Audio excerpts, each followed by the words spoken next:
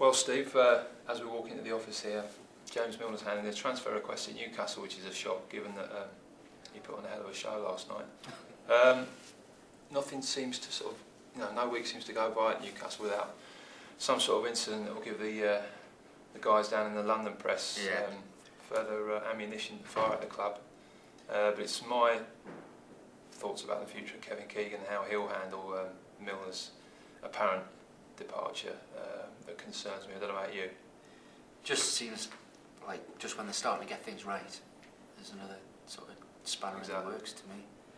Like you say, he's been playing well, but has he been playing well to get people interested? Yeah. I don't know, it's a shame when you think he's such a good player and looks like he'll be on his way.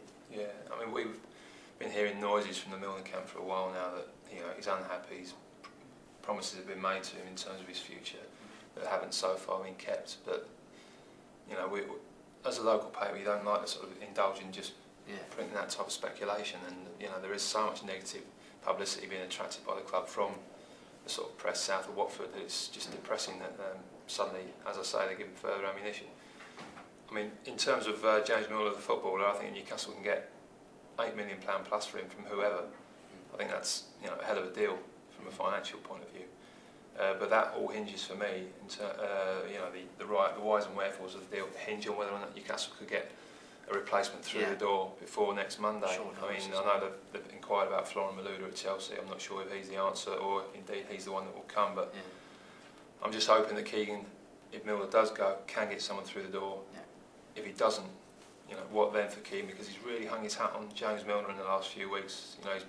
He's put himself out there, made a very big point of bigging up Milner, telling people how much he wants to keep him. Talking up his England chances last night, wasn't he? Exactly, yeah. Which, when he spoke to the written press last night, having apparently already been told that there was a sniff that this transfer request was going in. Right. So there's political games being played here.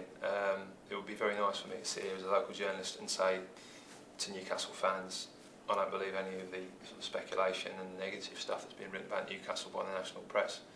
But it's when you see situations like this just blow up out of nothing that you just you can't help being unnerved. Yeah, it's just like I agree with you about if you can get decent money for him, because there is still that question mark over maybe he's the kind of end product. But nonetheless, it's a really good player playing well at the moment who wants to leave the club, and that can't be that can't be good. Absolutely. I mean, there's obviously question marks to be raised against Milner's timing. If he's been that upset for that long, then why hasn't he sort of made his move before now? Obviously, we don't know the full ins and outs of what's happened. And certainly, if Keegan had already got one or two wide players in on top of Jonas Gutierrez, then the issue wouldn't obviously be quite such a sore one. But the fact is he hasn't. As I say, from a business point of view, getting £8 million plus for Milner, is a no-brainer. But if Keegan doesn't get anyone else in, then you're going to have a very, very short squad, very thin squad. And I fear an extremely unhappy manager. So we'll see where we go with that one. Just quickly, one out it looks like at Newcastle, one in at Sunderland. Anton Ferdinand's been confirmed. What are your thoughts on that? £8 million. I've never been that convinced by him because you see these odd sort of defensive aberrations, don't you? From all I would say, and is he better than what they've got? I'm not sure. All I would say is people said these things about Rio. True. And look at him now. Yeah. Speaking to people down at West Ham, friends of mine that support West Ham, they seem to think his problem in the past has maybe been thinking, I am Rio Ferdinand's brother. He's been thinking I'm Rio Mark too. Funny enough, in the last sort of year or so, where he's been having his injury problems, the word down there has been that his attitude's been spot on. Right. I think he is better than what they've already got.